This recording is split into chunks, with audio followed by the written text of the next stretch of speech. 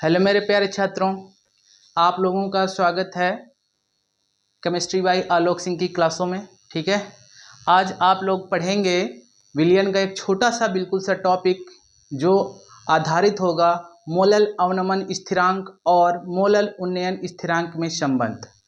हमको मोलल जो उन्नयन स्थिरांक है वो कहाँ से मिला था? जो हमने पहले की क्लासेस पढ़ी थी क्वथनांक में उन्नयन, है ना। और इसके बाद हमने पढ़ा था हिमांक में अवनमन, वहां से हमको क्या मिला? मोलल अवनमन स्थिरांक। तो वही जो हमारा स्थिरांक है उनके बीच में हम क्या करेंगे? संबंध स्थापित करेंगे। तो आज का जो हमारी टॉपिक है हेडिंग होगी, क्या होगी? मोलल उन्नयन स्थिरांक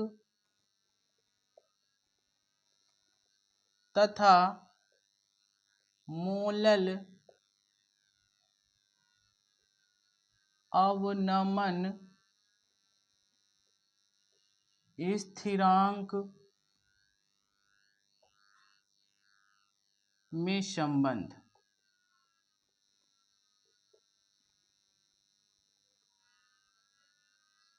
ये आज की हमारी हेडिंग रहेगी, इसको आज हम लोग क्लियर करेंगे। ठीक है मेरे प्यारे स्कूल लोग, बारिश भी हो रही है टपाटप पड़ियाँ, तो कुछ बारिश का मजा लो और कुछ मेरी पढ़ाई का मजा लो। तो चलते हैं, आज हम क्लियर करेंगे। इसके पहले हम लोगों ने पढ़ा था क्वथनांक में उन्नयन। क्वथनांक में उन्नयन इसके पहले हम लोगों ने पढ़ा था क्वथनांक में उन्नयन डेल्टा टीबी, ये पढ़ा था। बराबर हमने क्या निकाला था निष्कर्ष? केबी और मोललता के। ठीक है, हिमांक में अवनमन हमने क्या पढ़ा था? हिमांक में अवनमन क्या पढ़ा था? अवनमन में क्या पढ़ा था? जिसे हमने डेल्टा टी एफ से प्रदर्शित किया था। इसमें पढ़ा था के एफ इंटू एम। ये इक्वेशन हो गई समीकरण नंबर 1, ये समीकरण नंबर 2। ठीक है, अब हम क्या करेंगे कि समीकरण 1 और समीकरण 1 में समीकरण 2 से क्या करेंगे? भाग दे देंगे। तो लिखेंगे यहाँ पे समीकरण 1 में समीकरण 2 से भाग देने पर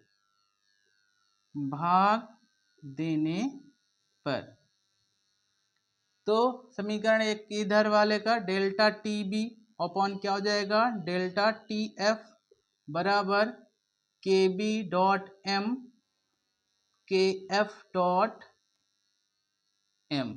यहाँ से मोललता कैंसिल हो गई हमारी। अब क्या बचा हमारा? Delta T B upon delta T F क्या हो गया यहाँ पे? के बी अपॉन के एफ।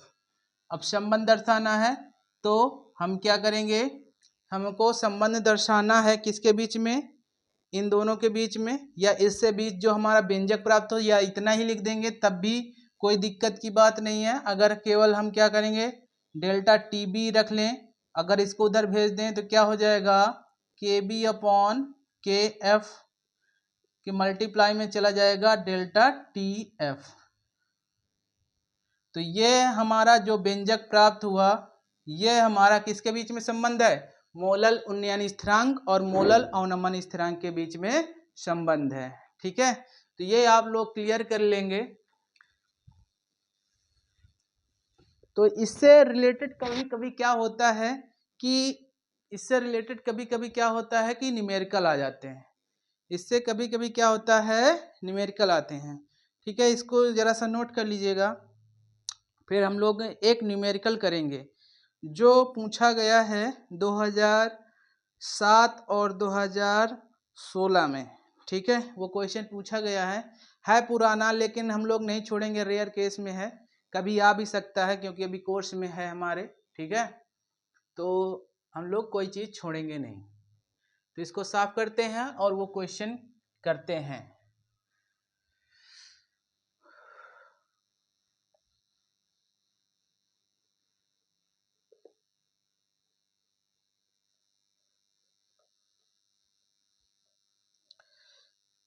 चलिए क्वेश्चन लिखते हैं।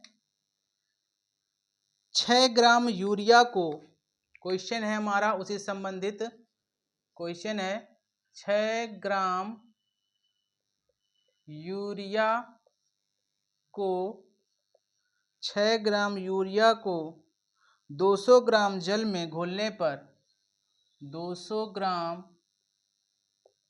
जल में 200 ग्राम जल में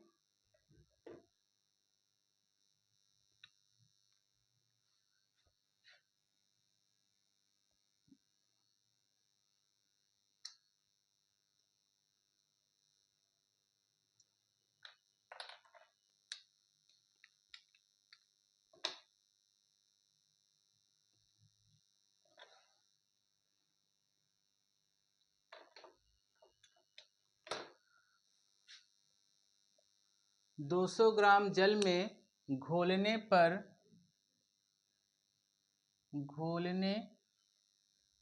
पर प्राप्त विलयन का क्वथनांक, प्राप्त विलयन का क्वथनांक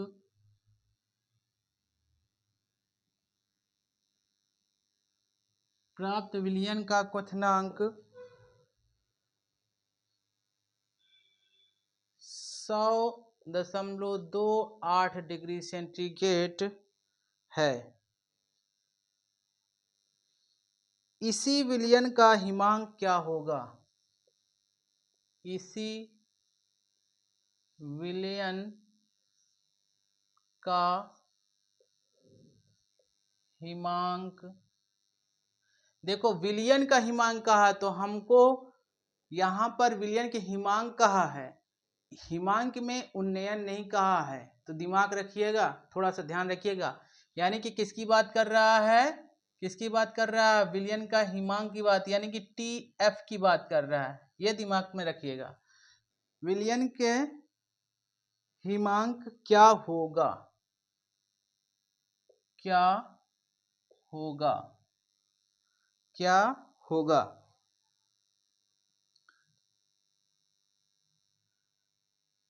क्या होगा? जल का मोलल उन्नयन स्थिरांक, जल का मोलल उन्नयन स्थिरांक, जल का मोलल उन्नयन स्थिरांक एवं मोलल अवनमन स्थिरांक, मोलल अवनमन स्थिरांक क्रमशः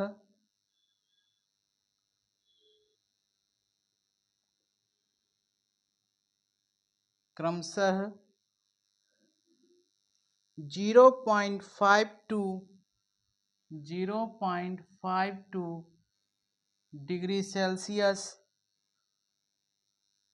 प्रति मोल तथा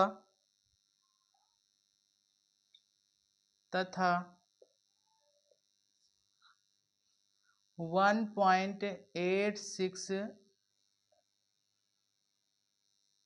मोलल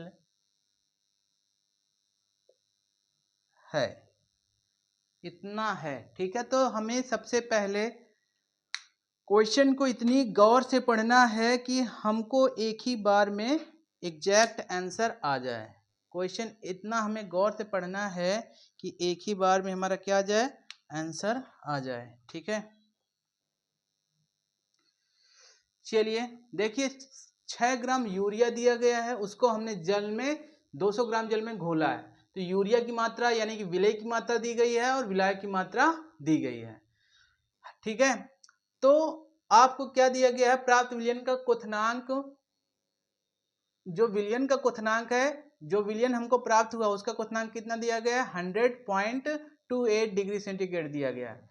तो विलयन का हमें हिमांक पता करना है। तो दिया है, सबसे पहले क्या करते हैं, हल करते हैं। हल में दिया है, ठीक है, क्या दिया गया है, यूरिया का द्रव्यमान, यूरिया का द्रव्यमान दिया गया है 6 ग्राम।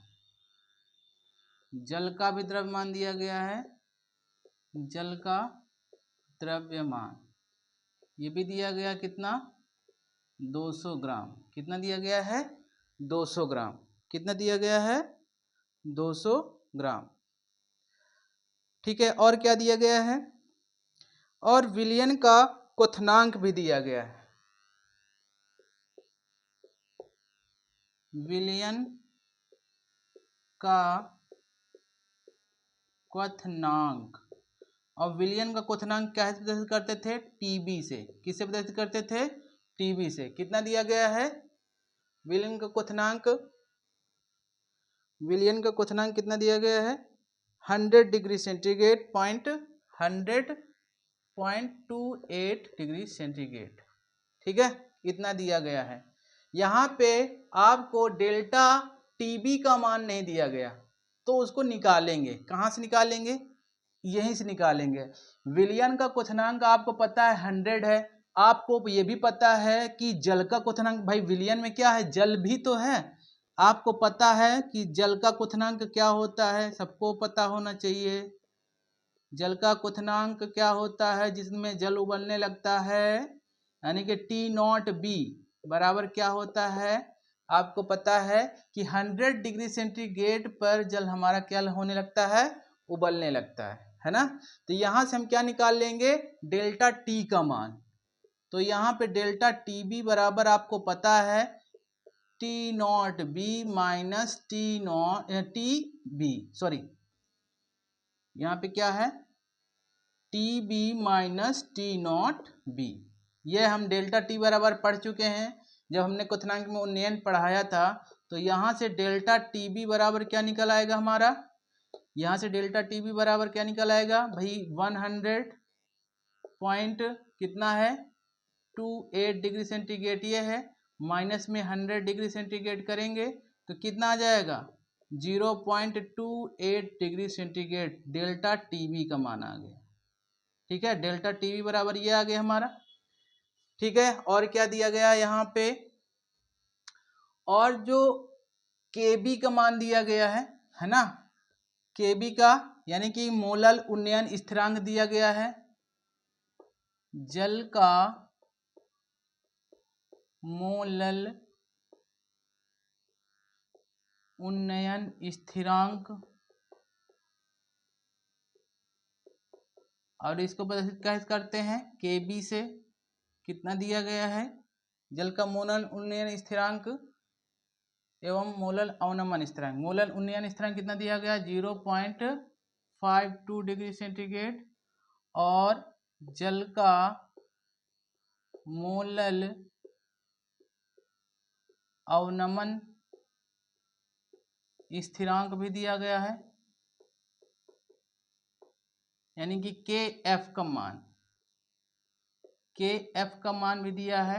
कितना दिया गया है, 1.86 डिग्री सेंटीग्रेड।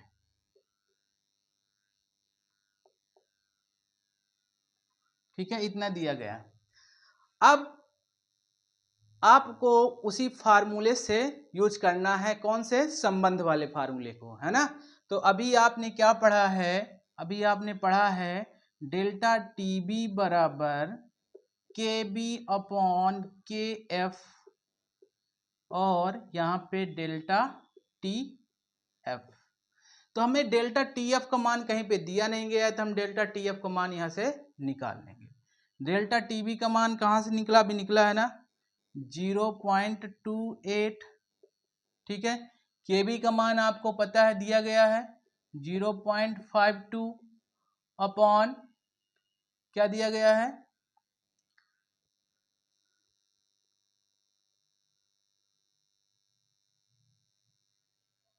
1. 86 दिया गया है, इनटू में क्या है डेल्टा टी एफ। हम क्या करेंगे इसको इधर पक्षांतर कर देंगे तो डेल्टा टी एफ बराबर क्या हो जाएगा, इसका इधर मल्टीप्लाई हो जाएगा ना, 0.28 मल्टीप्लाई 1.86 अपॉन में 0.52, इतना आ गया हमारा टी एफ का मान। ठीक है, टी एफ का मान आएगा, इसको कैलकुलेशन करेंगे, इसको कैलकुलेशन अगर हम करेंगे तो डेल्टा टी एफ बराबर आ जाएगा 1.0015 डिग्री सेंटीग्रेड।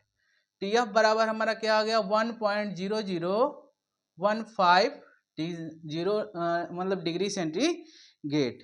तो यहां से हमारा क्या आ गया टी एफ का मान आ गया। किसका मान आ गया टी एफ का। हमको चाहिए किसका था टी एफ का मान चाहिए था। यहाँ पे डेल्टा टी एफ का मान आया, हमको चाहिए किसका था टी एफ का मान चाहिए था, यानी कि विलयन का हिमांक चाहिए था। और आप लोगों ने पढ़ा है जब हमने हिमांक में अवनमन पढ़ाया था, है ना, हिमांक में अवनमन किसके बराबर था, हिमांक में अवनमन डेल्टा टी एफ बराबर, अभी आपको मैंने बताया था किसके बराबर हो जाता है टी नॉट एफ माइनस किसके हो जाता था टी एफ के। किसके हो जाता था टी नॉट माइनस एफ, और किसके हो जाता था टी एफ के हो जाता था, है ना। तो यहाँ क्योंकि यहाँ पे हमारा जो विलायक का जो क्या कहते हैं मान था वो किससे इससे अधिक होता है, तो इस वजह से क्या हो गया हमारा, आपको पता है भाई यहाँ पे टी एफ हमारा किसका है जल का होता है, और जल का जो हमारा हिमांक होता है कितना होता है 0 डिग्री सेंटीग्रेड होता है। कितना होता है जल का हिमांक 0 डिग्री सेंटीग्रेड होता है। जैसे वहाँ पे जल का क्वथनांक 100 डिग्री सेंटीग्रेड होता है, तो वही जल का हिमांक कितना होता है 0 डिग्री सेंटीग्रेड होता है। ये दिमाग में आपको रखना है। तो 0 डिग्री सेंटीग्रेड माइनस क्या हो जाएगा 1.0015 डिग्री सेंटीग्रेड। अब यहाँ से हम कैलकुलेशन कर लेंगे। कैलकुलेशन करने पे भाई जीरो से कोई भी चीज़ घटाएंगे सेम वही चीज़ आएगी, लेकिन बस क्या हो गया परिवर्तन क्या हो गया माइनस में आ जाएगा। क्या आ जाएगा माइनस 1.0015। तो यहाँ पे सॉरी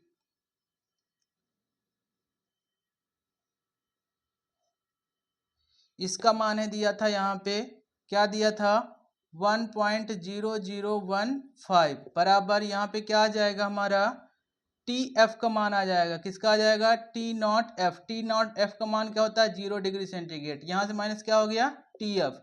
टी एफ को क्या करेंगे हम इधर भेज देंगे, इसको इधर भेज देंगे। ठीक है, हमने डायरेक्ट कर दिया था तो इसको इधर भेज देंगे तो यहाँ से आ जाएगा टी एफ, इसको उधर भेज देंगे प्लस का उधर जाएगा तो माइनस का, 0 माइनस क्या हो जाएगा 1.0015।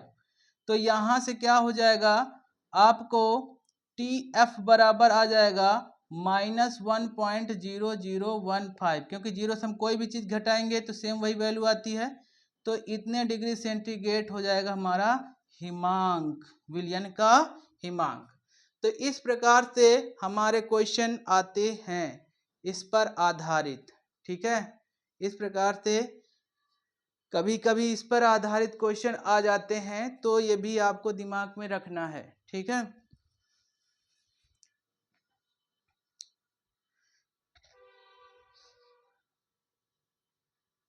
चलिए इसका स्क्रीनशॉट ले लीजिए।